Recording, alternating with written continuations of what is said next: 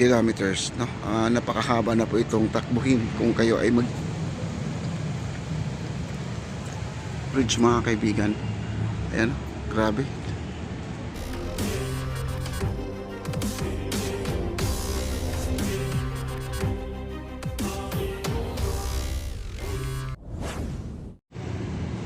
Wow, kita nyo sa gabi guys, napakaganda, napakalinaw, maaliwalas po ang ating napakagandang pasyalan dito sa may Arroceros Forest Park, mga kaibigan.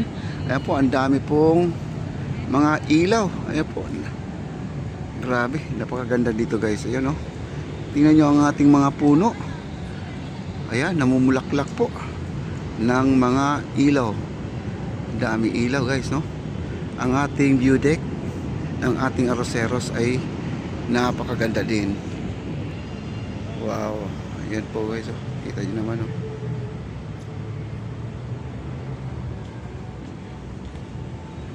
Ganda, no? At ngayon po ay maglalakad-lakad po tayo guys. Papunta tayo dun sa may Quezon Bridge, mga kaibigan. Ayan, grabe. Ang ganda, no? Pwede kayo manggagaling sa may Arroceros, no? Maglista po kayo ng pangalan ninyo. Pwede na kayo makakadiretso dito sa may view deck, mga kaibigan. Baka sabihin nyo ang ating esplanade ay hanggang alas 5 may oras. Wala po oras to, no? Ito ay 24 hours po na bukas po ito. Tapos ang ating Forest Park, mga kaibigan, itong Arroceros hanggang alas 12 ng gabi. Dati hanggang alas 5 lang po ng gabi. Ito po ay magsasara na.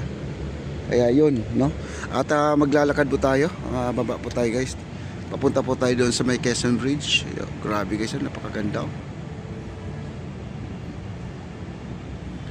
Yan, pagmamasdan nyo guys, kumikinang sa sobrang ganda po ang ating Forest Park. Kita nyo ang Forest Park natin. Then ang ating esplanade. Ayan po, napakaganda. Umulan ngayon guys, kaya basa po ang ating sahig, no? Pero hindi po siya madulas. Maganda po siya lalakaran, makapit po. Lalo kung nakasapatos po kayo. Nako. Safe na safe po kayo dito sa tawag dito, esplanade ng mga kaibigan. Ito po ay nasa 1.650 kilometers, no? Mahigit 1 kilometro na po ito guys, no? Malapit na tayo magdadalawang kilometro mula doon sa Fort Santiago papunta dito sa may Arroceros. Nasa 1.650 kilometers, no? Napakahaba na po itong takbuhin kung kayo ay magja-jogging po dito. Ito may ito po ay jogger lane at saka bike lane, mga kaibigan. Ito may haba po ng 25 kilometers from Baseco Beach to Laguna de Bay po. At ito po ay project po ng ating mahal na First Lady at ang ating mahal na Pangulo, President Bongbong Marcos. Ito po ay private sectors po ito guys. Napakaganda at ito po ay nag-trending sa ngayon, mga kaibigan, no? At mula nung natapos po ito ng inauguration ay tuloy-tuloy na po na dinagsa ng mga tao. Ayan po, may mga parating pa guys, oh. Ayan, marami pa. Ay gusto naman po talaga nila na mapasyalan sa gabi kasi marami na pong nagbablog dito, kahit hindi vloggers po nagpo-post.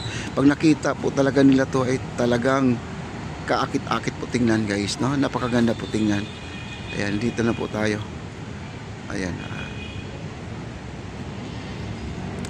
lakad lang po tayo. Wow, ganda no ang ating kumikinang po sa ganda guys, oh.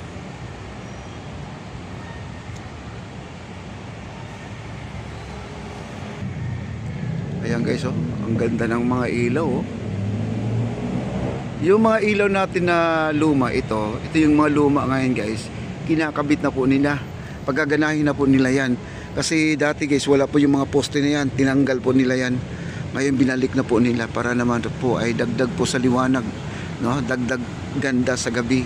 Kasi alam nyo, ang ilaw talaga, yun po ang nagbibigay ng sigla ng ating pasyalan guys.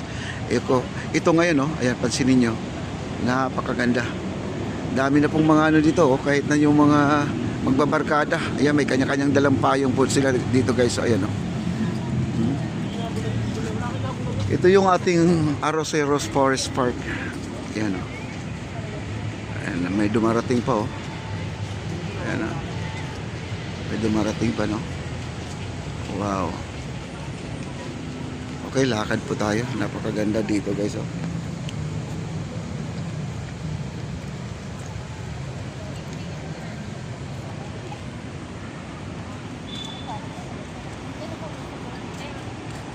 Baka hindi umuulan, dito kami. Grabe. Lakad lang po tayo guys. Lakarin po natin to.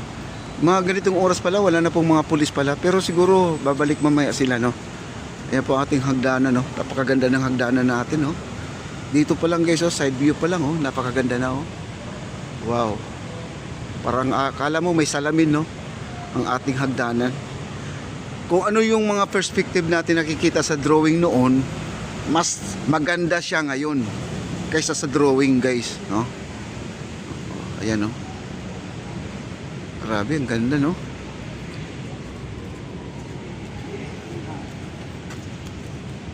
Ito yung Quezon Bridge. Yeah.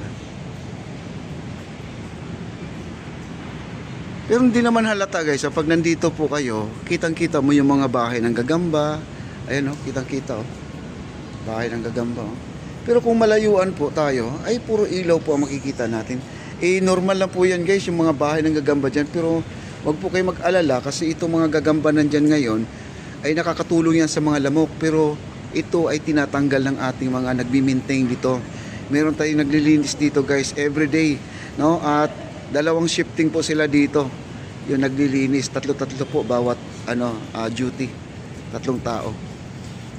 Ayan dito guys, oh. Kita nyo.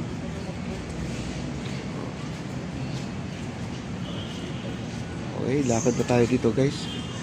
Wow, grabe. Ito yung hagdanan natin, no? Ayan yung hagdanan natin.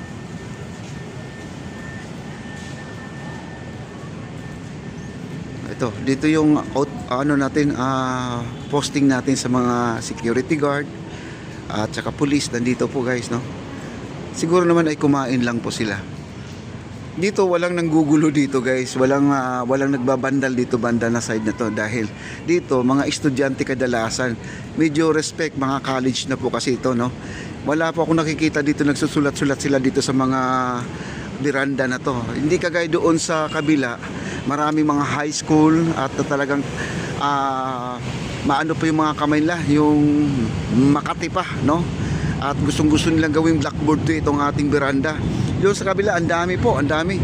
Ito guys, pansinin nyo guys, so, kakalinis lang po ito nung isang araw. Tayo po ay nag-cover dito nung isang araw. Nilinis na po ito, kakatapos lang naglinis. Babalik ulit ang mga gagamba. Di ba babay-bayin natin? Kakalinis lang po ito. Kita nyo, ang dami talaga, oh. Pero yan guys, wawalisin mo lang yan, ganunin mo lang ng walis dyan, tatanggal yan, no? Yan, oh, kita naman, oh. Yan, oh. Ang linaw ng ating camera guys, no? Okay. At lakad po tayo. Napakaganda, oh. Kita nyo. Sarap dito pag hindi umuulan guys. Maganda dito yung pagkatapos umulan kagaya nito. Malamig po. Dagdag pa sa mga puno na nakapaligid sa iyo, ay malamig po talaga ang ating pasyalan. Hindi kagaya doon sa may Maestranza for Santiago at saka doon sa Phase 1C yung may second floor. Nako, napakainit guys, maingay, dito napakatahimik. Sarap dito, uupo-upo. Pero itong ating mga biranda guys, bawal po upuan to, ha. At pinagbabawal po nilang gawing upuan yan. Baka naman ay bigla kayong tumihaya dyan mga kaibigan. Akala mo naman merong sandalan, no? Kaya pinagbabawal po ng mga gwardiya na pag may umuupo dyan sa mga biranda na yan ay sinasaway po talaga nila. Ayan, maraming salamat po sa inyong lahat. Ito yung tulay na hindi natapos. Ayan, no? Bye-bye. Paalam po.